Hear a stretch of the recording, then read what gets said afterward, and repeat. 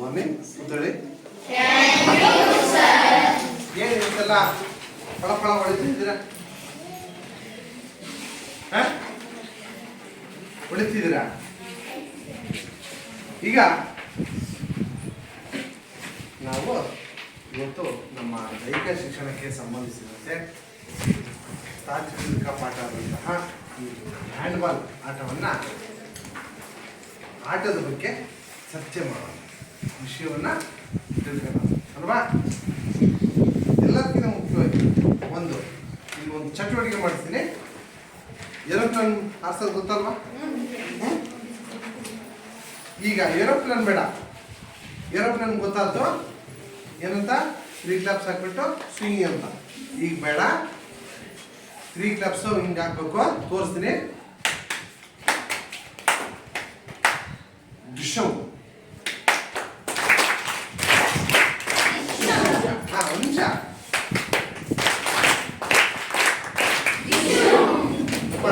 ಓಕೆನಾ? ಒಂದ್ಸಲ ಮಾಡೋಣ.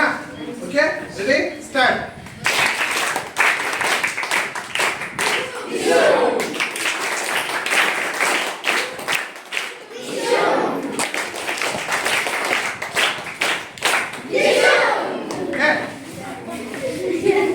ಖುಷಿ ಆಯ್ತಾ? ಖುಷಿ ಆಯ್ತಲ್ಲ? ನೀವು ಮತ್ತೆ ಪಕ್ಕದಾಗಿದ್ದೀರಲ್ಲ, ಖುಷಿ ಮಾಡಬೇಡಿ. ಸಾಕು. ನಾವು ಈಗ ಹ್ಯಾಂಡ್ಬಾಲ್ ಆಟವನ್ನ ಅದಕ್ಕಿಂತ ಮುಖ್ಯ ಹ್ಯಾಂಡ್ಬಾಲ್ ಆಟವನ್ನು ನೋಡಿದಿರಾ ನೀವು? ಈಗ ನೀವು ಗೂಗಲಲ್ಲಿ ಅಥವಾ ಯೂಟ್ಯೂಬಲ್ಲಿ ಚೆಕ್ ಮಾಡಿದರೆ ಯಾವ ಕ್ರೀಡೆ ಬೇಕಾದ್ರೂ ನೋಡ್ಬೋದು. ಹಾಗಾದ್ರೆ ನೀವು ನೋಡ್ತಾ ಇಲ್ಲ ಅಂತ ಅರ್ಥ ಆಯ್ತು. ಕ್ರೀಡೆಗಳ ಬಗ್ಗೆ ಆಸಕ್ತಿ ಇಲ್ಲ ಅಂತ ಗೊತ್ತಾಗ್ತಾ ಇದೆ, ಹೌದಲ್ವಾ? ಮತ್ತೆ ಇವ್ಯಾವ ಇಲ್ಲ ಅಂತಂದಲ್ಲಿ ಆ ಕ್ರೀಡಾಂಗಣಕ್ಕೆ ಹೋಗಿ ನೋಡ್ಬೇಕಾಯ್ತು ನಾವು. ಈಗ ನಾವು ಕುಂತಲ್ಲೇ ಎಲ್ಲವೂ ಸಹ ಅಬ್ಸರ್ವ್ ಮಾಡ್ಬೋದು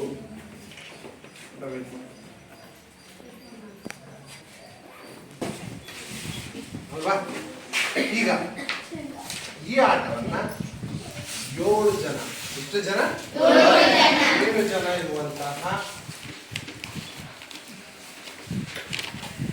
ಆಟವನ್ನು ಒಂದು ತಂಡದಲ್ಲಿ, ಪಂದ್ಯ ಅಲ್ಲ, ಒಂದು ತಂಡದಲ್ಲಿ 7 ಜನ ಇರುವಂತೆ ಆಡುವಂತ ಆಟ. ಅದರಲ್ಲಿ ಒಬ್ಬ ಗೋಲ್ ಕೀಪರ್ ಇರ್ತಾನೆ. ಅಲ್ಲಿ ಉಳಿದಿರೋದೆಷ್ಟು? 6 ಜನ ಅಂಕಣದಲ್ಲಿ ಆಡ್ತಾರೆ. ಒಬ್ಬ ಗೋಲ್ ಕೀಪರ್ ಇರ್ತಾನೆ. ಆಮೇಲೆ ಎಕ್ಸ್ಟ್ರಾ ಪ್ಲೇಯರ್ಸ್ ಇರ್ತಾರೆ 3 ಜನ. ಓಕೆನಾ?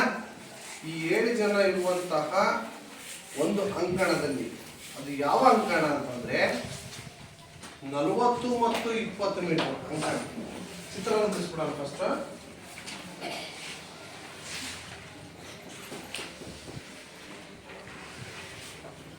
ಯಾವ ಆಕಾರದಲ್ಲಿ ಇದು? ಏನ್ ಮಾಡಿದ್ವಿ ನಾವು? ಫಸ್ಟ್ ಒಂದು ಗೆರೆನ ಹಾಕಬೇಕು. ಸಮತಟ್ಟಾದ ನೆಲದಲ್ಲಿ 40 ಮೀಟರ್ ಇರುವಂತೆ ನೀವು ಒಂದು ಮೊದಲನೇದಾಗಿ ಒಂದು ಗೆರೆ ಹಾಕೊಳ್ಳಿ. ಎಷ್ಟು ಮೀಟರ್? 40 ಮೀಟರ್. ಮತ್ತೆ ಈ ಬಿಂದುವಿನಿಂದ 3/4 ಮೆಥಡ್ ಅಲ್ಲಿ 20 ಮೀಟರ್ ಇರುವಂತೆ ಒಂದು ಅಗಲ ಗೆರೆನ ಹಾಕೊಳ್ಳಿ. ಸೇಮ್ ಮತ್ತೆ 40 ಮೀಟರ್ 20 ಮೀಟರ್ ಮುಗಿಸಿ ಆಯತಾಕಾರವಾಗಿ. ಓಕೆನಾ? ಈ ಆಯತಾಕಾರದಲ್ಲಿ ಪುನಃ ನೀವು ಮಧ್ಯದ ಗೆರೆ ಬುಕ್ ಮಾಡಿ. ಎಷ್ಟು ಮೀಟರ್ಗೆ? ಎಷ್ಟು ಮೀಟರ್ ಬರುತ್ತೆ? 20 ಮೀಟರ್. 40 ಮೀಟರ್ ಅಲ್ಲಿ 20 ಮೀಟರ್ ಅಲ್ವಾ? 20 ಮೀಟರ್ಗೆ ಗೆರೆ ಹಾಕಿ ಅಲ್ಲಿಗೆ ಎ ಅಂಕಣ ಮತ್ತೆ ಬಿ ಅಂಕಣ ಆಯ್ತು ಅಲ್ವಾ? ಆಯ್ತಾನೆ? ಈಗ ಇದೆಷ್ಟು ಮೀಟರ್ ಆಯ್ತು? ಅರ್ಧಾಂಕಣ 20 ಮೀಟರ್, ಉದ್ದಂಕ ಸಂಪೂರ್ಣ ಅಂಕಣ ಅಗಲ 20 ಮೀಟರ್. ಆಯ್ತಾ? ಎಲ್ಲವನ್ನ ಅಳತೆ ಇಡುವಾಗ ನಾವು ಮೀಟರ್ ಅಥವಾ ಸೆಂಟಿಮೀಟರ್ ಇರಬೇಕು. ಮೀಟರ್ ಇದೆ. ಓಕೆನಾ? ಈಗ ನೆಕ್ಸ್ಟ್ ಇಷ್ಟಾದ್ಮೇಲೆ ಇನ್ನೊಂದು ಅಂತ ಏನಪ್ಪ ಅಂತಂದ್ರೆ ಈ 20 ಮೀಟರಲ್ಲಿ ಮಧ್ಯಗೆರೆಯನ್ನ ಗುರುತು ಮಾಡ್ಕೊಳ್ಳಿ. ಎಷ್ಟು ಮೀಟರ್ ಬರುತ್ತೆ? 10 ಮೀಟರ್ ಬರುತ್ತೆ ಅಲ್ವಾ? ಈಗ ನೆಕ್ಸ್ಟ್ ಇದು ಪೋಲ್ ಇರೋದಕ್ಕೋಸ್ಕರ 6 ಮೀಟರ್ ಬಿಡಬೇಕು. 6 ಮೀಟರ್ ಅಂದ್ರೆ ಈ ಮಧ್ಯ ಬಿಂದುವಿನಿಂದ 3 ಮೀಟರ್, ಈ ಬಿಂದುವಿನಿಂದ 3 ಮೀಟರ್ ಗುರುತು ಮಾಡ್ಕೊಳ್ಳಿ. ಸೇಮ್ 3 ಮೀಟರ್ ಗುರುತು ಮಾಡ್ಕೊಳ್ಳಿ. ಆಯ್ತಾ? ನಾನು ಹೇಳ್ತಿರೋದು ಅರ್ಥ ಆಗ್ತಿದೆ ತಾನೆ? ಗುರುತು ಮಾಡ್ಕೊಂಡಾದ್ಮೇಲೆ ಈ ಬಿಂದುವಿನಿಂದ ನೀವೇ ಮಾಡಬೇಕು, 6 ಮೀಟರ್ ಸರ್ಕಲ್ ಹಾಕ್ಬೇಕು. ಒಂದು ಎಲ್ಲಿಂದ ಹಾಕ್ಬೇಕು? ಈ ಮಧ್ಯಗಿಲಿಂದಲ್ಲ, ಪೋಲ್, ಈ ಪೋಲಿಂದ 3 ಮೀಟರ್ ನೀವೇ ಮಾಡ್ಬೇಕಂದ್ರೆ ಒಂದು ಸರ್ಕಲ್ ಹಾಕ್ಬೇಕು. ಮತ್ತೆ ಇಲ್ಲಿಂದ ಬರ್ಬೇಕು, ಸೇಮ್. ಹಾ ಸರ್, ಇಲ್ಲೇ ಗ್ಯಾಪ್ ಇಟ್ಟು ಈ ಗ್ಯಾಪ್ ಅಲ್ಲ ಅಲ್ಲ ಅಲ್ಲ, ಇಲ್ಲೇನು ಗೋಲ್ ಪೋಸ್ಟ್ ಇದೆಯಲ್ಲ, ಇಲ್ಲಿ ಗೋಲ್ ಪೋಸ್ಟ್ ಇದನ್ನ ನೇರವಾಗಿ ಮಾಡ್ಬೇಕು. ಇದು 6 ಮೀಟರ್ ಸರ್ಕಲ್, 6 ಮೀಟರ್ ಸರ್ಕಲ್ ಅಂತ ಕರಿತೀವಿ, ಡಿ ಸರ್ಕಲ್. ಓಕೆ, ಇದಾದ್ಮೇಲೆ ಮತ್ತೆ ಒಂದು 7 ಮೀಟರ್ ಸರ್ಕಲ್ ಹಾಕ್ತೀವಿ. ಸೇಮ್ ಈ ಬಿಂದುವಿನಿಂದ 7 ಮೀಟರ್ಗೆ ಗುರುತು ಮಾಡಬೇಕು. ಸೇಮ್ ಇಲ್ಲಿಂದ 7 ಮೀಟರ್ಗೆ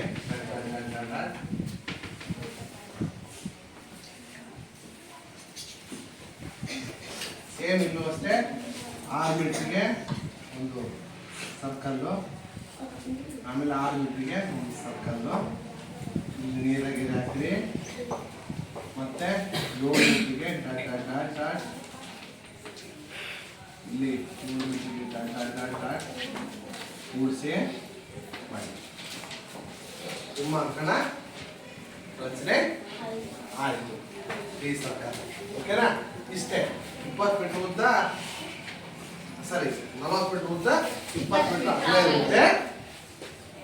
ಈ ಮಧ್ಯ ಬಿಂದು ಗುರ್ತು ಮಾಡ್ಕೊಳ್ಳಿ. ಗುರ್ತು ಮಾಡ್ಕೊಂಡು ಈ ಮಧ್ಯ ಬಿಂದು ಬಿಟ್ಟು ಪಕ್ಕ 3 ಮೀಟರ್ ಇರುತ್ತಲ್ಲ ಪೋಲ್ ಹೈಟು, ಪೋಲಿನ ಜಾಗ ಇಲ್ಲಿಂದ ನೀವು 6 ಮೀಟರ್ ಸರ್ಕಲ್ನ ಮತ್ತು ಈ ಕಡೆ 6 ಮೀಟರ್ ಸರ್ಕಲ್ನ ಸಿದ್ಧಗೊಳಿಸ್ಕೊಳ್ಳಿ.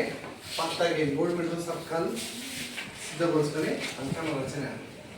ಅಂಕಣ ರಚನೆ ಆದ್ಮೇಲೆ ನಮಗೆ ಬೇಕಾಗಿರೋದೇನೀಗ ಅಂಕಣ ಎಲ್ಲ ಆದ್ಮೇಲೆ ಬಾಲ್ ಜೊತೆಗೆ ಇನ್ನ ಇದೆ ಗೋಲ್ ಪೋಸ್ಟ್. ಗೋಲ್ ಪೋಸ್ಟ್ ಅಂತ ಕರಿತೀವಿ. ಈ ಗೋಲ್ ಪೋಸ್ಟ್ ನ ನಮ್ಗೆ ಹೇಳಿದ್ರೆ ಎಷ್ಟು ಮೀಟರ್ ಅಗಲ ಇದೆ? 6 ಮೀಟರ್. 6 ಮೀಟರ್ ಅಗಲ ಇದೆ ಗೋಲ್ ಪೋಸ್ಟ್. ನೆಕ್ಸ್ಟ್ ಇದಾದ್ಮೇಲೆ ಇದರ ಎತ್ತರ ಬಂದ್ಬಿಟ್ಟು 2 ಮೀಟರ್ ಬರುತ್ತೆ. ಹಾ ಸರ್, ಇದು 6 ಅಲ್ಲ 3 ಮೀಟರ್ ಬರುತ್ತೆ. 3 ಮೀಟರ್ ಸರ್ಕಲ್, 3 ಮೀಟರ್ ಅತ್ತ 1.5 ಇತ್ತ 1.5 ಮೀಟರ್ ಮಾಡ್ಕೊಬೇಕು. 6 ಮೀಟರ್, 2 ಮೀಟರ್ ಎತ್ತರ. ಈ ಥರ ಓರೆಗಿರುತ್ತೆ. ಅವು ಸ್ವಲ್ಪ ಲೈನ್ ಸರಿ ಆಗಿಲ್ಲ ಅಷ್ಟೇ. ಹಾಂ, ಓರೆ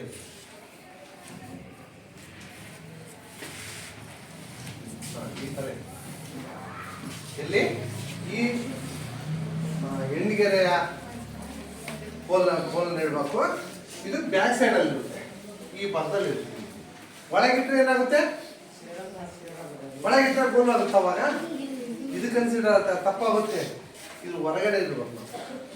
ಕೋಲ್ ಮಾತ್ರ ಆ ಗೆರೆ ಮೇಲೆ ಇರುತ್ತೆ, ಆದರೆ ಪೋಸ್ಟ್ ಮಾತ್ರ ಒಳಗಡೆ. ಹೀಗೆ ನಾವು ಅಂಕಣನ ರಚನೆ ಮಾಡ್ತೀವಿ. ಅಂಕಣ ರಚನೆ ಮಾಡಿದಾದ್ಮೇಲೆ ಏನು ಮಾಡ್ತೀವಿ? 7 ಜನ ಟೀಮ್ ರೆಡಿ ಮಾಡ್ತೀವಿ. ಹಾಗಾದ್ರೆ 7 ಜನ ಟೀಮ್ ಮಾಡೋದನ್ನ ಆಡ್ಸೋಕೆ ಮುಂಚೆ ಈ ಆಟ ನಮಗೆ ಹೇಗೆ ಪರಿಚಯ ಆಯಿತು, ಇದರ ಒಂದು ಇತಿಹಾಸವನ್ನು ಸ್ವಲ್ಪ ನೋಡ್ತಾ ಹೋದರೆ, ಇದು ತುಂಬ ಹಳೆಯಾದಂಥ ಆಟ. ಏನು ಫುಟ್ಬಾಲು, ಹಾಕಿ, ಆಮೇಲೆ ಇನ್ನೊಂದು ಬೇಸ್ಬಾಲ್, ಈ ಥರ ಆಟಗಳನ್ನ ಒಳಗೊಂಡಂತಹ ಆಟದ ನಿಯಮಗಳಲ್ಲಿ ಸಹ ಇದರಲ್ಲೂ ಇರುವಂಥದ್ದು. ಹ್ಯಾಂಡ್ಬಾಲ್ನ ಸರಿ, ಫುಟ್ಬಾಲ್ ಯಾವ ಎಲ್ಲಿ ಹೆಂಗೆ ಆಡ್ತೀವಿ ನಾವು? ಕಾಲಲ್ಲಿ ಆಡ್ತೀವಿ. ಹಾಕಿ ಕೈ ಮೀನ್ಸ್ ಸ್ಟಿಕ್ ಇಂದ ಆಡ್ತೀವಿ, ಕೈಗಳ ಸಹಾಯದಿಂದ, ಸ್ಟಿಕ್ಕಿನ ಸಹಾಯದಿಂದ. ಇದು ಅಷ್ಟೇ ನಾವು ಕೈಯಲ್ಲಿ ಆಡುವಂತ ಆಟ. ಮೊದಲು ಈ ಆಟದಲ್ಲಿ 11 ಜನ ಆಟಗಾರರು ಇರ್ತಾ ಇದ್ರು. ಎಷ್ಟು ಜನ? ಫುಟ್ಬಾಲ್ ಹಾಕಿ ಹಿಂಗೆ 11 ಜನ ಆಟಗಾರರು ಇದ್ರು. ಅದೇ ರೀತಿಯಾಗಿ ಈ ಆಟವನ್ನು ಸಹ 11 ಜನ ಆಟ ಆಡ್ತಾ ಇದ್ರು. ಮತ್ತೆ ಎಲ್ಲಿ? ಫುಟ್ಬಾಲ್ ಅಂಕಣದಲ್ಲಿಯೇ ಈ ಆಟವನ್ನು ಆಡ್ತಾ ಇದ್ರು. ಫುಟ್ಬಾಲ್ ಅಂಕಣ ಎಷ್ಟಿದೆ ಹಾಗಾದ್ರೆ? 90 ಮೀಟರ್ ಉದ್ದ, 55 ಮೀಟರ್ ಅಗಲ. ಅಂತ ಅಂಕಣದಲ್ಲಿ ಆಟವನ್ನು ಆಡ್ತಾ ಇದ್ರು. ಆಮೇಲೆ ಕಾಲಕ್ರಮೇಣ ಏನಾಯಿತು, ಬೇಡ ಫುಟ್ಬಾಲ್ ಹಾಕಿ ಎಲ್ಲ ಒಂದೇ ನಮೂನಿ ಆಟ ಆಗ್ಬಿಡುತ್ತೆ. ಆಮೇಲೆ ಅಂತ ಹೇಳ್ಬಿಟ್ಟು ಒಂದು ಸಂಸ್ಥೆ ಇದೆ, IHF ಅಂತೇಳಿ, ಇಂಟರ್ನ್ಯಾಷನಲ್ ಫೆಡರೇಷನ್ ಆಫ್ ಹ್ಯಾಂಡ್ಬಾಲ್ ಅಂತ. ಈ ಸಂಸ್ಥೆ ಏನ್ ಮಾಡುತ್ತೆ, ಕೆಲವು ರೂಪುರೇಷೆಗಳನ್ನ, ಈ ಆಟದ ನಿಯಮಗಳನ್ನ ಬದಲು ಮಾಡಿಬಿಟ್ಟು 11 ಜನ ಆಟಗಾರರನ್ನ ತೆಗೆದುಹಾಕಿ ಎಷ್ಟು ಜನ ಮಾಡುತ್ತೆ? 7 ಜನ ಇರುವಂತಹ ಒಂದು ಆಟದ ನಿಯಮಗಳನ್ನ ಹ್ಯಾಂಡ್ಬಾಲ್ ಆಟವನ್ನ ಸೃಷ್ಟಿ ಮಾಡೋದು. ಅರ್ಥಾಯ್ತಾ? ಹಾಗಾದ್ರೆ ಇದು ಗ್ರೀಕ್ ಮತ್ತು ರೋಮನ್ನರ ಕಾಲದಲ್ಲಿ, ನಾವೇಳಿದ್ರೆ ಸುಮಾರು ವರ್ಷಗಳ ಹಿಂದೆ ಇದ್ದಂತಹ ಹಿಂದೆ ಈ ಆಟವನ್ನು ಆಡ್ತಾ ಇದ್ರು ಅನ್ನೋ ಕೆಲವೊಂದು ಪುರಾವೆಗಳು ಸಹ ನಮಗೆ ಸಿಗ್ತವೆ. ಪ್ರಾಚೀನ ಗ್ರೀಕ್ ಮತ್ತು ರೋಮನ್ನರ ಕಾಲದಲ್ಲಿ ಈ ಆಟವನ್ನ ಹೋಲುವಂತಹ ಕ್ರೀಡೆ ಇತ್ತು ಅನ್ನೋದನ್ನ ನಾವು ಅಬ್ಸರ್ವ್ ಮಾಡ್ತೀವಿ ಅಲ್ವಾ. ಹೀಗೆ ಅಂತಾರಾಷ್ಟ್ರೀಯ ಇತಿಹಾಸ ನೋಡ್ತಾ ಹೋದ್ರೆ ಸುಮಾರು ನೋಡ್ತಾ ಹೋಗ್ತೀವಿ. ಹಾಗಾಗಿ ತುಂಬಾ ಹಳೆಯದ ಕ್ರೀಡಾಕೂಟದಲ್ಲಿ ತುಂಬಾ ಹಳೆಯದಾದ ಆಟವನ್ನ, ಹಳೆಯದಾದ ಕ್ರೀಡೆಯಾಗಿ ನಾವು ನೋಡ್ಬೋದು ಇತಿಹಾಸ ನೋಡ್ತಾ ಹೋದ್ರೆ. ಇದರಲ್ಲೂ ಸಹ ಎಸೆಯುವಂಥದ್ದು, ಓಡುವಂಥದ್ದು, ಜಿಗಿಯುವಂಥದ್ದು, ನೆಗೆಯುವಂಥದ್ದು, ತಪ್ಪಿಸ್ಕೊಂಡು ಹೋಗುವಂಥದ್ದು ಎಲ್ಲ ಕೌಶಲ್ಯಗಳನ್ನು ಸಹ ಒಳಗೊಂಡಿರುವಂಥ ಆಟ ಹ್ಯಾಂಡ್ಬಾಲ್. ಹೆಂಗೆ ಫುಟ್ಬಾಲ್ ಆಡಕ್ಕೆ ತಪ್ಪಿಸ್ಕೊಂಡು ಹೋಗ್ತಿರ್ತಾನೆ, ಬಾಲ್ ತಗೊಂಡು ಆಕೆ ಎಲ್ಲಿ ತಪ್ಪಿಸ್ಕೊಂಡು ಹೋಗ್ತಿರ್ತಾನೆ ಡ್ರಿಬಲ್ ಮಾಡ್ಕೊಂತ, ಇಲ್ಲೂ ಸಹ ಆಟವನ್ನ ತಪ್ಪಿಸ್ಕೊಂಡು ಜಿಗುತ್ತಾ, ಓಡ್ತಾ, ಕುಣಿತಾ, ಒಪ್ಕೊಂಡು ಎಲ್ಲ ರೀತಿಯ ಕೌಶಲ್ಯಗಳನ್ನು ಒಳಗೊಳ್ಳುತ್ತೆ ಆಡುವಂಥ ಆಟ ಈ ಹ್ಯಾಂಡ್ಬಾಲ್. 7 ಜನ ಇರುವಂಥ ಆಟ ಇದು. ಈ ಆಟವನ್ನು ಮೊಟ್ಟ ಮೊದಲ ಬಾರಿಗೆ ಈ ಆಟದ ಒಂದು ನಿಯಮಗಳನ್ನು ಜಾರಿ ತಂದಂಥವನು 1906ರಲ್ಲಿ ಡೇನ್ ವೋಲ್ಗರ್ ನಿಲ್ಸನ್ ಅಂತೇಳಿ.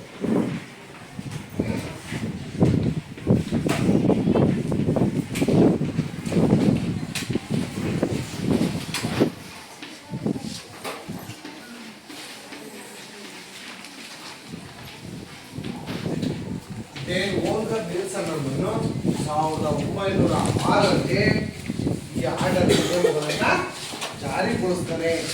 ತದನಂತರ ಇನ್ನು ಉಳಿದಂತಹ ಈ ಆಟದ ಸಪೋರ್ಟ್ ಮಾಡಿದಂತಹ ಮ್ಯಾಕ್ಸ್ ನೇಜರ್, ಕಾರ್ಲ್ ಸ್ಟೆಲಿನ್ಸ್ ಮತ್ತು ಹೆರಿಕ್ ಕೋನಿಕ್ ಅನ್ನೋರು ಇವನಿಗೆ ಆಧುನಿಕ ಏನಿದು ತುಂಬ ಹಳೆಯಾದ ನಿಯಮ ಇದೆ, ಇದಕ್ಕೆ ಸ್ವಲ್ಪ ಹೊಸ ರೂಪರೇಷೆ ಕೊಡೋಣ ಅಂತ ಹೇಳ್ಬಿಟ್ಟು ಈ ಮೂವರು ಏನಿದ್ದಾರೆ ಅವರು ಈ ಹೊಸ ನಿಯಮಗಳನ್ನು ಜಾರಿಗೊಳಿಸ್ತಾರೆ. ಈ ಆಟ ಹ್ಯಾಂಡ್ಬಾಲ್ ಆಟದ ನಿಯಮಗಳನ್ನ ಹೊಸದಾಗಿ ಜಾರಿ. ಹೀಗೆ 1928ರಲ್ಲಿ 11 ರಾಷ್ಟ್ರಗಳು ಒಟ್ಟುಗೂಡಿ ಅಂತಾರಾಷ್ಟ್ರೀಯ ಅಮೇಚೂರ್ ಹ್ಯಾಂಡ್ಬಾಲ್ ಫೆಡರೇಷನ್ನ ಸ್ಥಾಪನೆ ಮಾಡ್ತಾರೆ. 1928ರಲ್ಲಿ 11 ರಾಷ್ಟ್ರಗಳು ಸೇರಿ ಅಂತಾರಾಷ್ಟ್ರೀಯ ಅಮೇಚೂರ್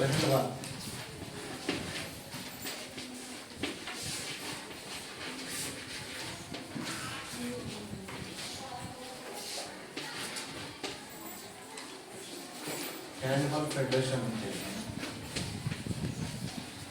1928ರಲ್ಲಿ ಅಮೇಚೂರ್ ಹ್ಯಾಂಡ್ಬಾಲ್ ಫೆಡರೇಷನ್ ಪ್ರಥಮವಾಗಿ ಸ್ಥಾಪನೆ ಮಾಡ್ತಾರೆ. ನಂತರ ಈ ಸಂಸ್ಥೆ 1946ರಲ್ಲಿ ಅಂತಾರಾಷ್ಟ್ರೀಯ ಹ್ಯಾಂಡ್ಬಾಲ್ ಫೆಡರೇಷನ್ ಆಗಿ ಕನ್ವರ್ಟ್ ಆಗುತ್ತೆ. ಇಷ್ಟರಲ್ಲಿ 1946ರಲ್ಲಿ IHF ಅಂತ ಕರಿತೀವಿ ನಾವು.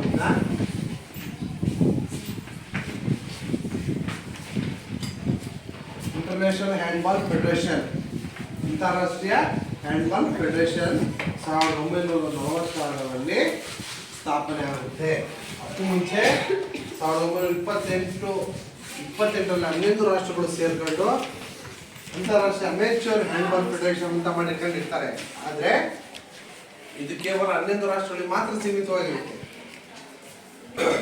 ಕೆಲವೇ ರಾಷ್ಟ್ರಗಳು ಮಾತ್ರ ಭಾಗಿರ್ತವೆ. ಹಾಗಾಗಿ ಆ ನಿಯಮಗಳು ಮತ್ತು ಆ ಆಟದ ನಿಯಮ ಅಥವಾ ಆ ನಿಯಮಗಳು ಮಾತ್ರ ಅವ್ರಿಗೆ ಮಾತ್ರ ಗೊತ್ತಿರ್ತವೆ, ಬೇರೆ ಯಾರಿಗೂ ಗೊತ್ತಿರಲ್ಲ. ಇದು ಎಲ್ಲ ದೇಶಕ್ಕೂ ಪ್ರೋತ್ಸಾಹಿಸಬೇಕು, ಎಲ್ಲ ದೇಶದ ಜನಪ್ರಿಯಗೊಳಿಸ್ಬೇಕು ಅನ್ನೋ ಉದ್ದೇಶಕ್ಕೋಸ್ಕರ ಈ IHSF ಅಂತೇಳಿ ಇಂಟರ್ನ್ಯಾಷನಲ್ ಹ್ಯಾಂಡ್ಬಾಲ್ ಫೆಡರೇಷನ್ ಅಂತೇಳಿ ಒಂದು ಸಂಸ್ಥೆ ಸ್ಥಾಪನೆ ಮಾಡ್ತಾರೆ 1946ರಲ್ಲಿ. ಹೀಗೆ 20ನೇ ಶತಮಾನದಲ್ಲಿ ಈ ಹ್ಯಾಂಡ್ಬಾಲ್ ಅನ್ನೋದು ಪ್ರತಿಯೊಂದು ದೇಶದಲ್ಲಿ ತನ್ನದೇ ಆದ ಒಂದು ತಂಡವನ್ನು ರಚನೆ ಮಾಡ್ತಾ ಪ್ರಸಿದ್ಧಿಯನ್ನು ಗಳಿಸ್ತಾ ಇವತ್ತು ವರ್ಷಕ್ಕೆ 2 ಮತ್ತು 3 ವರ್ಷಕ್ಕೊಮ್ಮೆ ಇದು ವರ್ಲ್ಡ್ ಕಪ್ ಅಂತ ನಡೆಯುತ್ತೆ. ಹೀಗೆ ನಡೀತಾ ಎಷ್ಟು ಜನಪ್ರಿಯ ಆಗಿಬಿಡುತ್ತೆ. ಯಾಕಂದರೆ ಅದು ನೋಡೋಕ್ಕೆ ಭಾರಿ ಖುಷಿ. ನೀವು ನೋಡಿದ್ರೆ ಹ್ಯಾಂಡ್ಬಾಲ್ ಇಷ್ಟುತ್ತೆ. ಈ ಹ್ಯಾಂಡ್ಬಾಲ್ ಒಂದು ಕೈಯಲ್ಲಿ ಹಿಡಿದುಕೊಳ್ಳುವಷ್ಟು ನಾವು ಸಾಮರ್ಥ್ಯವನ್ನು ಹೊಂದಿರುತ್ತೆ. ಗೊತ್ತಾ? ಒಂದು ಕೈಯಲ್ಲಿ ಹಿಡಿಯುವಂತಹ ಸಾಮರ್ಥ್ಯ, ಈಗ ಹಿಡ್ಕೊಂಡು ಎಸೆಯುವಂತಹ ಕ್ರಿಯೆ, ಥ್ರೋ ಮಾಡ್ತೀವಿ ಕೈಯಲ್ಲಿ ಹಿಡ್ಕೊಂಡು. ಓಕೆನಾ? ಈ ಹ್ಯಾಂಡ್ಬಾಲ್ ಕ್ರೀಡೆ ಗೊತ್ತಾ ನಿಮಗೆ? ಈಗ ಇನ್ನು ಅದು ನೆಕ್ಸ್ಟ್ ಹೇಳ್ತಾ ಹೋಗ್ತೀನಿ. ಹೀಗೆ ಇದರ ಒಂದು ಇತಿಹಾಸ ನೋಡ್ತಾ ಹೋದರೆ ತುಂಬ ಹಳೆಯದಾದಂಥ ಕ್ರೀಡೆಯಾಗಿದ್ದು ತದನಂತರ ಜನಪ್ರಿಯಗೊಳಿಸ್ತಾ ಯುರೋಪಿನಾದ್ಯಂತ ಇವತ್ತು ಏಷ್ಯಾದಾದ್ಯಂತಹ ಜನಪ್ರಿಯ ಕ್ರೀಡೆಯಾಗಿ ನಮಗೆ ಕಂಡುಬರುತ್ತೆ. ಅಂತದಾ? ಹಾಗಾದರೆ ಹ್ಯಾಂಡ್ಬಾಲ್ ಕಂಡು ಬಂದಿದ್ದಲ್ಲಿ ಪ್ರಾಚೀನ ಗ್ರೀಕ್ ಮತ್ತು ರೋಮನ್ ಕಾಲದಲ್ಲಿ ಕಂಡು ಬಂದಂತಹ ಒಂದು ಆಟ. ಇದರ ಲಿಖಿತ ನಿಯಮಗಳನ್ನು ರಚನೆ ಮಾಡಿದಂತಾರೆ ಯಾರು? ಡೇನ್ ವೋಲ್ಗರ್ ನಿಲ್ಸನ್ ಅಂತ. ಯಾರು? ಡೇನ್ ವೋಲ್ಗರ್ ನಿಲ್ಸನ್ ಅನ್ನು 1906ರಲ್ಲಿ ಈ ಆಟದ ನಿಯಮವನ್ನ ರಚನೆ ಮಾಡ್ತಾನೆ. ಮೊಟ್ಟ ಮೊದಲ ಫೆಡರೇಷನ್ ಎಷ್ಟರಲ್ಲಿ ಸ್ಟಾರ್ಟ್ ಆಯಿತು? 1928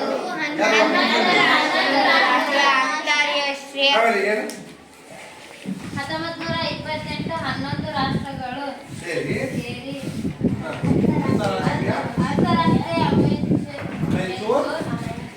ಫೆಡರೇಷನ್ ಅಂತ ಹೇಳಿ ಸ್ಥಾಪನೆ ಮಾಡಿದ್ರು. ಹಾಗಾದ್ರೆ IHF ಎಷ್ಟರಲ್ಲಿ ಸ್ಥಾಪನೆ ಆಯಿತು ಗೊತ್ತಾ? 1946. ಇದು ಲಾಂಗ್ ಫಾರ್ಮ್ ಏನು? IHF ಅಂತಾರಾಷ್ಟ್ರೀಯ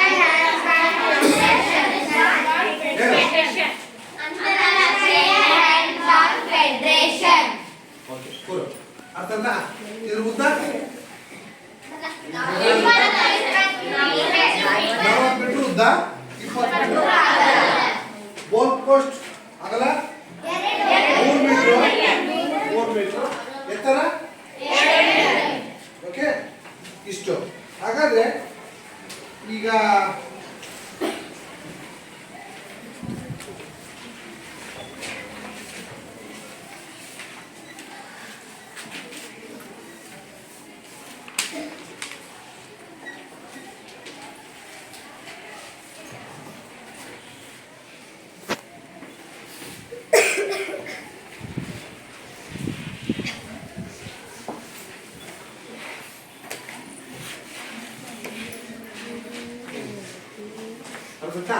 ಈ ರೀತಿಯಾಗಿ ಇರುತ್ತೆ. ನಂತರ ಈಗ ಈ ಆಟದ ಉಪಕರಣಗಳಲ್ಲಿ ನಾವು ಅಂಕಣ 1 ಅಲ್ವಾ, ಅಂಕಣವನ್ನು ನೋಡಿದ್ವಿ. ನೆಕ್ಸ್ಟು ಈ ಬಾಲ್. ಹ್ಯಾಂಡ್ಬಾಲ್ನಲ್ಲಿ ಬಳಸುವಂತಹ ಉಪಕರಣಗಳಲ್ಲಿ ಮೊದಲನೇ ಅಂಕಣ, ಆಟಗಾರರು, 2ನೇದಾಗಿ 3ನೇದಾಗಿ ಬಾಲ್. ಈ ಬಾಲ್ನ ಹಾಗಾದರೆ ಈ ಬಾಲ್ನ ಒಂದು ಬಳಕೆ ಹೀಗಾಗಿರುತ್ತಂತಂದರೆ ಈ ಬಾಲ್ನಲ್ಲಿ ಒಂದು ಕೈಯಲ್ಲಿ ಹಿಡಿಯುವಂತಹ ಸುಲಭವಾಗಿ ಹಿಡಿಯುವಂತೆ, ಒಂದು ಕೈಯಲ್ಲಿ ಸುಲಭವಾಗಿ ಹಿಡಿಯುವಂತಹ ಗಾತ್ರವನ್ನು ಇದು ಹೊಂದಿರುತ್ತೆ. ಇದರಲ್ಲಿ ಈ ರಿಂಗ್ಸ್ ಇದಾವಲ್ಲ, ಇದು 32 ಪಟ್ಟಿಗಳನ್ನು ಹೊಂದಿರುತ್ತೆ. ಎಷ್ಟು? 32 ಪಟ್ಟಿಗಳನ್ನ ಹೊಂದಿರುತ್ತೆ. ಇದು ಪುರುಷರಿಗೆ ಬೇರೆ, ಮಹಿಳೆಯರಿಗೆ ಬೇರೆ, ಮಕ್ಕಳಿಗೆ ಬೇರೆ, ಈ 3 ರೀತಿಯಾಗಿ ಇದರ ಒಂದು ಗಾತ್ರ ಇರುತ್ತೆ. ಅದರ ಪುರುಷರಿಗೆ ಅಂತ ನೋಡ್ತಾ ಹೋದ್ರೆ ನಾವು 425ರಿಂದ 475 ಗ್ರಾಮ್. ಎಷ್ಟು? 425 ಗ್ರಾಮಿಗಿಂತ 475 ಗ್ರಾಮ್ ಅಷ್ಟು ಪುರುಷರಿಗೆ ಇರುತ್ತೆ. ಮಹಿಳೆಯರಿಗೆ ಎಷ್ಟಿರುತ್ತೆ? 325ರಿಂದ 375 ಗ್ರಾಮ್ ಅಷ್ಟು ತೂಕ ಇರುತ್ತೆ. ಯಾರಿಗೆ? ಮಹಿಳೆಯರಿಗೆ. ಮಕ್ಕಳಿಗೆ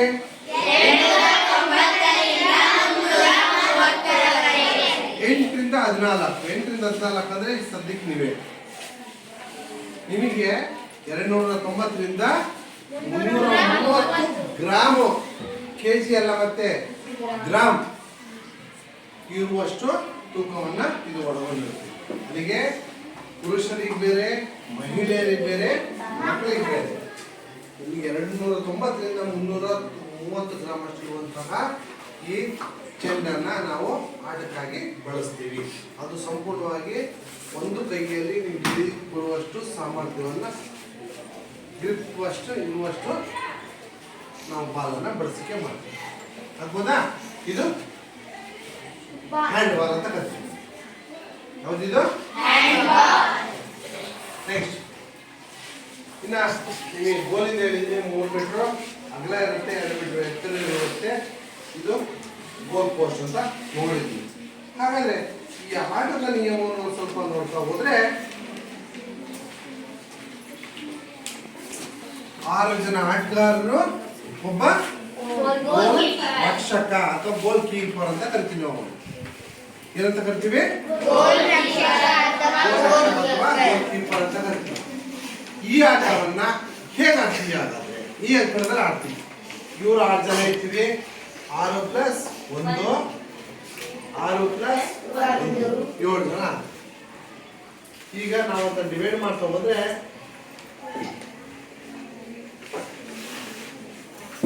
ಸರಿ ಅಂತ ಸರಿ ಅಂತ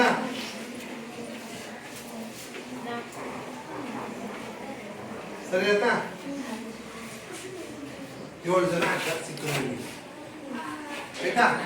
ಈಗ ಈ ಅಂಕಣ ಈಗ ಟಾಸ್ ಮಾಡ್ತೀವಿ. ಮೊದಲದಾಗಿ ನಾಣ್ಯವನ್ನು ಚುಮ್ತೀವಿ. ನಾಣ್ಯವನ್ನು ಚುಮ್ಬಿಟ್ಟು ನಾವೇನ್ ಮಾಡ್ತೀವಿ? ಎ ತಂಡಕ್ಕೆ ಬಂದಿದ್ದೋ ಬಿ ತಂಡಕ್ಕೆ ಬಂದಿದ್ವಿ ಅಂತ ಹೇಳ್ತೀವಿ. ಅವನೇನ್ ಮಾಡ್ತಾನೆ? ಒಂದು ಬೇರೆ ಟಾಸ್ ವಿನ್ ಬೈ ಎ ತಂಡಕ್ಕಾಗಿದೆ ಅಂತ ಅವ್ರೇನ್ ಮಾಡ್ತಾರೆ? ಫ್ರೀ ಥ್ರೋ ಅಂತ ಇರುತ್ತೆ. ಫ್ರೀ ಥ್ರೋ ಅಂತಂದ್ರೆ ಬಾಲ್ ನಿಂತ್ಕೊಂಡ್ಬಿಟ್ಟು ಬಾಲನ್ನ ಫಸ್ಟಿಗೆ ಏನ್ ಮಾಡ್ತಾನೆ? ತನ್ನ ಅಂಕಣದ ಆಟಗಾರನಿಗೆ. ಯಾವ ಈ ಉದಾಹರಣೆ, ನಾನು ಈ ಫಸ್ಟ್ ಟೀಮ್ ಅಲ್ಲಿ ಇದ್ದೀನಿ ಅನ್ಕಳಿ, ನಮ್ದು ಟಾಸ್ ಆಗಿದೆ ಅನ್ಕಳಿ. ಅವಾಗ ನಾನೇನ್ ಮಾಡ್ತೀನಿ? ಈ ಗೆರಲ್ಲಿ ನಿಂತ್ಕೊಂಡ್ಬಿಟ್ಟು ಏನ್ ಮಾಡ್ತೀನಿ? ಫಸ್ಟ್ ಯಾರಿಗೆ ಕೊಡ್ತೀನಿ? ನನ್ನ ಸಹಾಟಗಾರನಿಗೆ ಕೊಡ್ತೀನಿ. ಯಾರಿಗೆ? ನನ್ನ ಸಹಾಟಗಾರ ಇದೀವಲ್ಲ ನಾವು ಎ ಟೀಮಿಂದ ಈ ಕಡೆ ಒಬ್ಬರಿಗೆ ಕೊಡ್ತೀವಿ. ಇವನೇನ್ ಮಾಡ್ತಾನೆ? ತಗೊಂಡು ಆಪೋಸಿಟ್ ಹೋಗ್ತಾನೆ. ಅಥವಾ ನಿಮಗೆ ಟಾಸ್ ವಿನ್ ಆಗಿದ್ರೆ ನೀವ್ಯಾರಿಗೆ ಕೊಡ್ಬೇಕು? ನಿಮ್ಮಲ್ಲಿ ಇರುವಂತಹ ಆಟಗಾರರಿಗೆ XYZ ಯಾರೋ ಒಬ್ಬ ಹಾಕೊಂಡು ಕೊಟ್ಟು ಬಾಲ್ನ ಪಾಸ್ ಮಾಡ್ತಾರೆ. ಎದುರಾಳಿ ತಂಡಕ್ಕೆ ಹೋಗ್ತೀವಿ. ಅರ್ಥಾಯ್ತಾ? ಇದು ಒಂದೇ ಆಟದ ನಿಯಮ. 7 ಜನ ಆಟಗಾರರು ಇರ್ತಾರೆ.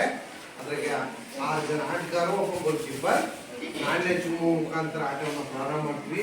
ಥ್ರೋ ಆಟದ ಮುಖಾಂತರ ಆಟವನ್ನು ಸ್ಟಾರ್ಟ್ ಮಾಡ್ತೀವಿ. ಥ್ರೋ ಹೆಂಗ್ ಮಾಡ್ತೀವಿ ನಿಮ್ಗೆ ಹೇಳಿದ್ವಿ. ಆಟನ ಮುಂದುವರಿಸ್ತೀವಿ. ಯಾರು ಗೋಲನ್ನ ಈ ಗೋಲ್ ಒಳಗೆ ಬಾಲನ್ನ ಕೂರಿಸ್ತಾರೋ, ಎಸಿತಾರೋ ಅವರಿಗೆ 1 ಅಂಕ. ಎಷ್ಟಂಕ? 1 ಅಂಕ. ಆಗ್ಬೋದಾ? ಈ ತರ ಆಟವಾಗಿ ಹೋಗುತ್ತೇವೆ. ಆಟ ಆಡುವಾಗ ಇಷ್ಟ ಆದ್ಮೇಲೆ ನೆಕ್ಸ್ಟ್ ಪಾಯಿಂಟ್, ಈ ಆಟವನ್ನ 30 10 30 ಎಷ್ಟು ನಿಮಿಷ ಒಟ್ಟು? 30 ನಿಮಿಷ ಆಟವನ್ನು ಆಡ್ತೀವಿ. 10 ನಿಮಿಷ ರೆಸ್ಟ್ ವಿರಾಮ, ಮತ್ತೆ 30 ನಿಮಿಷ. ಅಲ್ಲಿಗೆ 70 ನಿಮಿಷ. ಒಂದು ಪಂದ್ಯ, ಒಂದು ಮ್ಯಾಚ್ ನಡೀತಿದೆ. ಅಂತಂದ್ರೆ ಅದು 70 ನಿಮಿಷದ ಆಟವಾಗಿರುತ್ತೆ. 30 ನಿಮಿಷ ಆಟ ಆಡ್ತೀವಿ, 10 ನಿಮಿಷ ರೆಸ್ಟ್ ಕೊಡ್ತೀವಿ, ಮತ್ತೆ 30 ನಿಮಿಷ ಆಟ ಆಡ್ತೀವಿ. ಓಕೆನಾ? ಈ 70 ನಿಮಿಷದಲ್ಲಿ ಯಾರು ಹೈಯೆಸ್ಟ್ ಪಾಯಿಂಟ್ಗಳನ್ನು ಗಳಿಸ್ತಾರೋ ಅವ್ರನ್ನ ವಿಜಯಿ ತಂಡ ಅಂತೇಳಿ ನಾವು ಘೋಷಣೆ ಮಾಡ್ತೀವಿ. ಒಂದು ವೇಳೆ ಹುಡುಗರು ಎ ಮತ್ತು ಬಿ ತಂಡ, ನೀವೊಂದು 5 ಪಾಯಿಂಟ್ ಆಡ್ರೆ ನೀವೊಂದು 5 ಪಾಯಿಂಟ್ ಆಡ್ರೆ ಕೈಗೆ ನೆಕ್ಸ್ಟ್ ಏನ್ ಮಾಡ್ತೀವಿ? ಮತ್ತೆ 5 ನಿಮಿಷ ಆಟ, 1 ನಿಮಿಷ ರೆಸ್ಟು, ಮತ್ತೆ 5 ನಿಮಿಷ ಆಟ ಆಡ್ತೀವಿ. ಮತ್ತು 11 ನಿಮಿಷ ಆಟ, 5 1 5 ಆಡ್ತೀವಿ. ಈ 5 11 ನಿಮಿಷ ಆಟದಲ್ಲಿ ಮತ್ತೆ ಅವಕಾಶ ಸಿಕ್ಕು ನೀವೇನಾರ ಮತ್ತೆ ನೀವೊಂದು 2 ಪಾಯಿಂಟು ಅಥವಾ ನೀವೊಂದು 3 ಪಾಯಿಂಟ್ ತಗೊಂಡ್ರೆ ಬಿ ಅಂತ ವಿನ್ನು. ಒಂದು ವೇಳೆ ಫಸ್ಟ್ ಮ್ಯಾಚಲ್ಲೇ ವ್ಯತ್ಯಾಸಗಳು ಅಂಕಣ ಆಗಿದ್ರೆ ಯಾರು ಜಾಸ್ತಿ ತಗೊಂಡ್ರು ಅವ್ರಿನ್ನು. ಟೈ ಆಗಿದ್ರೆ 2ನೇ ಸಲ ಕೊಡ್ತೀವಿ. ಅದರಲ್ಲೂ ಸಹ ಮತ್ತೆ ಟೈ ಆಯ್ತು ಅಂತಂದ್ರೆ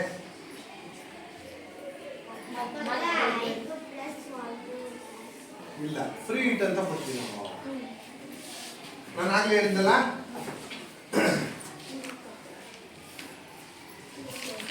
ಥ್ರೋ ಆಫ್ ಅಂತ ಹೇಳ್ಕೊಡ್ತೀವಿ.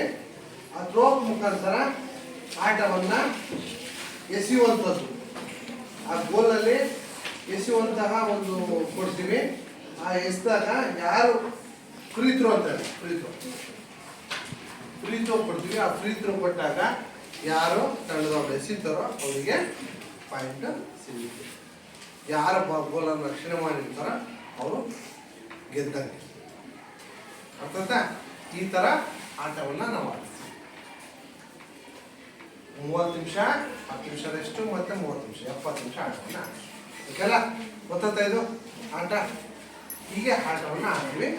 ಆಟ ಆಡುವಾಗ ಇದರ ಒಂದು ನಿಯಮ ಇನ್ನೊಂದು ಏನಪ್ಪ ಅಂದರೆ, ಆಟ ಆಡುವಾಗ ಬಾಲನ್ನು ಡ್ರಿಬಲ್ ಮಾಡ್ಕೊಂತ. ಡ್ರಿಬಲ್ ಅಂತಂದರೆ ಬಾಲನ್ನು ಕುಡಿದೇಳಿಸ್ತಾ ಹೋಗ್ಬೇಕು. ಕೈಯಲ್ಲಿ ಬಾಲ್ ಇಟ್ಕೊಂಡು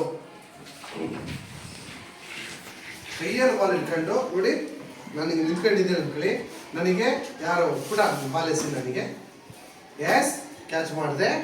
ಕ್ಯಾಚ್ ಮಾಡಿ ನೋಡಿ, 1 2 3 ಅನ್ನೋದ್ರೊಳಗೆ ಬಾಲು ಸ್ವಲ್ಪ ಹುಟ್ಟಿಸ್ಬೇಕು. ಏನ್ ಮಾಡ್ಬೇಕು? ಅರ್ಥ ಎಷ್ಟು ಹೆಜ್ಜೆ? 3 ಹೆಜ್ಜೆ ಇಡೋದ್ರೊಳಗೆ ಬಾಲ್ ಒಂದ್ಸಲ ಹುಟ್ಟಿಸ್ಬೇಕು. 1 2 3 ಒಂದ್ಸರಿ 1 2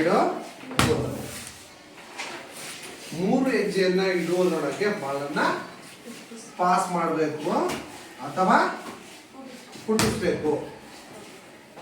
ತಗೊಂಡು ಓಡಂಗಿಲ್ಲ, ಸಿಕ್ಕೇತಂತ ಸುಮ್ಮನೆ ಓಡಂಗಿಲ್ಲ. 3 ಹೆಜ್ಜೆ ಇಡೋದ್ರೊಳಗೆ ಬಾಲ ಹುಟ್ಟಿಸ್ಬೇಕು ಅಥವಾ ನನ್ನ ಸಹಾಯಕನಿಗೆ ಪಾಸ್ ಮಾಡಬೇಕು. ಈ ಆಟದಲ್ಲಿ ನಂತರ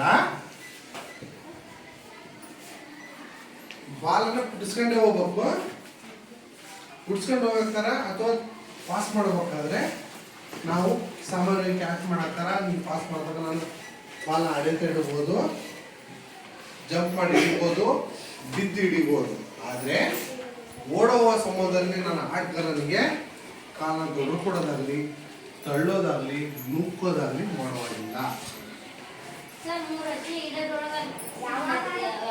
ಹೌದು, ನೀನು ಯಾವಾಗಾದ್ರೂ ಅಷ್ಟೇ ನೋಡು, 1 2 3 ಯಾಕೆ ನನಗಲ್ಲಪ್ಪ, ಒಟ್ಟು 3 ಹೆಜ್ಜೆ. 1 2 3 ಅರ್ಥದಾ?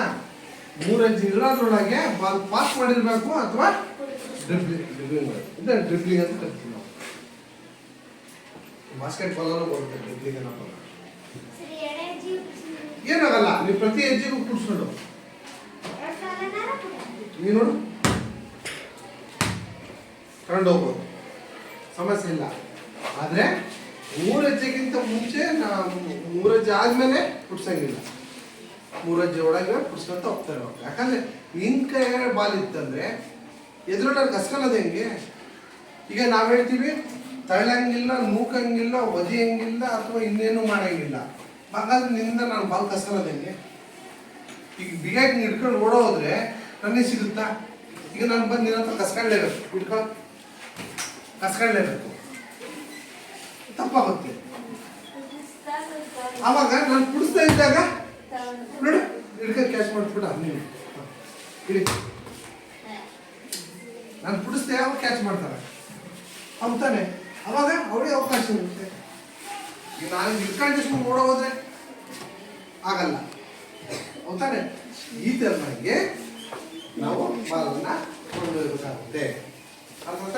ತಗೊಂಡೋಗಿ ಏನು ಮಾಡ್ತೀವಿ, ಬಿ ಸರ್ಕಲಿಗೆ ಬಂದ್ಬಿಟ್ಟು ಬಾಲನ್ನ ತೂರ್ತೀವಿ. ಮತ್ತೆ ಬರಲೇಬೇಕು, ಇವ್ರು ಇಲ್ಲೇ ಇರಂಗಿಲ್ಲ. ಈಗ ಎ ಅಂಕಣದವರು ಈ ಕಡೆ ಬಂದಾಗ ಬಿ ಅಂಕಣದವ್ರು ಇರ್ತಾರೆ, ಅವ್ರು ತಪ್ಪಿಸಿ ಗೋಲ್ ಪೋಸ್ಟ್ ಮಾಡಿದ್ರೇನೆ ಅಂಕ ಸಿಗತ್ತೆ ನಮಗೆ.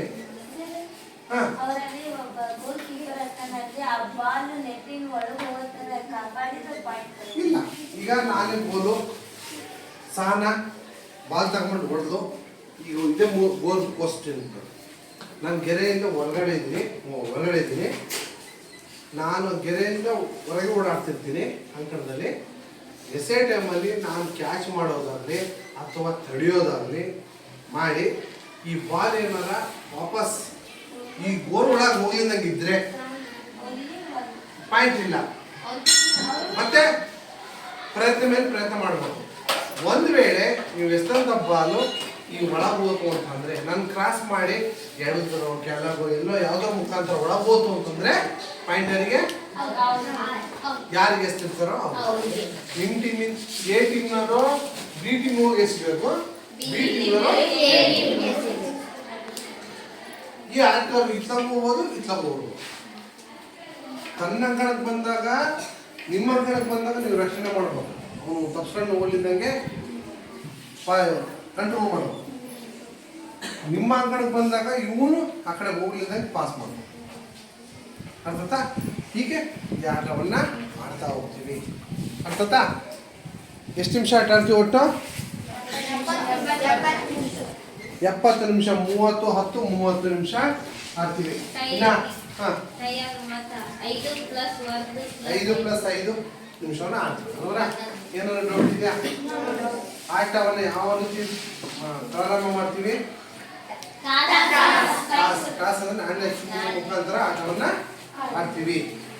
ಈಗ ಗೋಲ್ ಮಾಡಿದಾಗ ಎಷ್ಟು ಪಾಯಿಂಟ್ ಕೊಡ್ತೀವಿ ಅವರಿಗೆ? 5. ಎಷ್ಟು ಜನ ಆಡ್ತಾರಿದ್ದಾರೆ?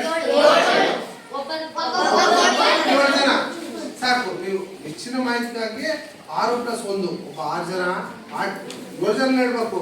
7 ಜನದಲ್ಲಿ ಒಬ್ಬ ಗೋಲ್ ಕೀಪರ್ ಆಗಿರ್ತಾನೆ ಅಂತ. ಎಕ್ಸ್ಟ್ರಾ 3. ಓಕೆ ಆಯ್ತಾ? IHF ಯಾವಾಗ ಸ್ಥಾಪನೆ ಆಯಿತು? ಇದರ 1906ರಲ್ಲಿ ಒಂದು ನಿಯಮವನ್ನು ಜಾರಿ ಮಾಡ್ತಾನೆ ಯಾರು?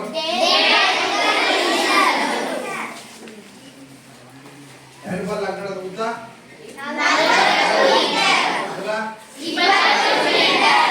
ಹ್ಯಾಂಡ್ಬಾಲ್ ತೂಕ 425 475 ಪುರುಷರಿಗೆ. ಇನ್ನು ನಿಮ್ಮ ಮಕ್ಕಳಾಗಿರೋದ್ರಿಂದ ನಿಮಗೆ ಎಷ್ಟು?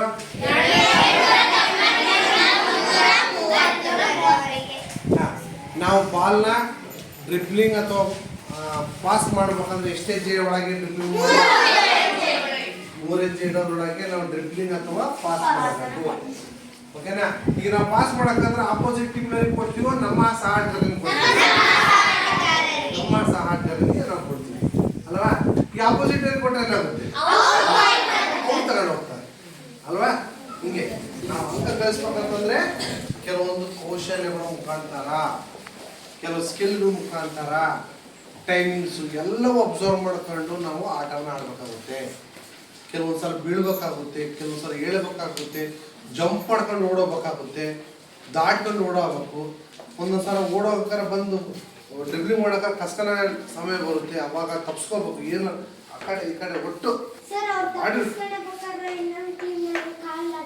ನಾನು ಅದೇ ಹೇಳಿದ್ದು, ಅನಾಹುತ ಮಾಡೋದಂಗೆ. ಈಗ ಒಂದು ವೇಳೆ ನಾನು ಆಟ ಆಡ್ತಾ ಇದ್ದೀನಿ, ಬೇಕಂತಲೇ ತಳೆದೆ, ನೂಕಿದೆ, ಅವಾಗ ಏನು ಮಾಡ್ತಾರೆ, ಯೆಲ್ಲೋ ಕಾರ್ಡ್ ತೋರಿಸ್ತಾರೆ. ಯೆಲ್ಲೋ ಕಾರ್ಡ್ ತೋರಿಸಿ ನಿಮಗೆ 2 ನಿಮಿಷ ಹೊರಗೆ ಹೋಗಿ ಕೂರು ಅಂತ ಕಳಿಸ್ತಾರೆ. ಎಷ್ಟು ನಿಮಿಷ? ನಂಬರ್ ತೋರಿಸ್ತಾರೆ. ಎಷ್ಟೇ ನಂಬರು? ಎ ಟೀಮಿಂದ ಎಕ್ಸಾಂಪಲ್ 10ನೇ ನಂಬರ್. ಯಾರು 10ನೇ ನಂಬರ್? ಒಂದು ಕೈ ಎತ್ತಿ. 10ನೇ ನಂಬರ್ ಒಬ್ರು ಸಾಕು. ಇಲ್ಲಿ 10ನೇ ನಂಬರ್ ಕಾರ್ಡ್ ತೋರಿಸ್ತೀನಿ, ಕೈ ಎತ್ತುತ್ತಾರೆ. ನೀನು 2 ನಿಮಿಷ ಹೊರಗೆ ಹೋಗು ಆಡ್ತೀನಿ. ಹೊರಗೆ ಹೋಗ್ತಿದ್ದಂಗೆ ಬೇರೆ ಆಟಗಾರ ಜಾಯ್ನ್ ಆಗ್ತಾರೆ, ಯಾಕಂದ್ರೆ ತಪ್ಪಾಡಿದ್ದಾರೆ. ನೆಕ್ಸ್ಟ್ ಇನ್ನೊಂದು ಕಾರ್ಡ್ ತೋರಿಸ್ತಾರೆ, ರೆಡ್. ಆ ರೆಡ್ ಏನಪ್ಪ ಅಂತಂದ್ರೆ ನೀನು ಈ ಪಂದ್ಯದಿಂದಲೇ ಹೊರಗೆ ಹೋಗು. ಈಗೇನು ಮ್ಯಾಚ್ ನಡೀತಿದ್ದಾರ ಆ ಮ್ಯಾಚ್ ಇಂದಲೇ ನೀನು ಹೊರಗೆ ಹೋಗು. ಪದೇ ಪದೇ ತಪ್ಪು ಇಂಜುರಿ ಅಥವಾ ತಪ್ಪು ಮಾಡ್ತಾ ಇದ್ರೆ ಅವನಿಗೆ ರೆಡ್ ಕಾರ್ಡ್ ತೋರಿಸ್ತೀವಿ. ನೀವು ಈ ಪಂದ್ಯದಿಂದ ಹೊರಗೆ ಕೂರಿಸ್ತೀವಿ. ಅರ್ಥಾಯ್ತಾ? ಏನೋ ಡೌಟ್ ಇತ್ತಾ? ಹಳದಿ ಕಾರ್ಡು 2 ನಿಮಿಷ, ಕೆಂಪು ಕಾರ್ಡು ಆ ಪಂದ್ಯದಿಂದ ಹೊರಗೆ ತೋರಿಸ್ಬಿಟ್ಟು ನಾವು ಹೊರಗೆ ಹಸಿರು ಕಾರ್ಡು ಕೆಲವೊಂದು ಆಟದಲ್ಲಿ ತೋರಿಸ್ತೀವಿ. ಎಚ್ಚರಿಕೆ ಎಚ್ಚರಿಕೆ, ನೋಡೋ ನೀನು ತಪ್ಪು ಮಾಡ್ತಾ ಇದೀಯ ಅಂತ ಎಚ್ಚರಿಕೆ.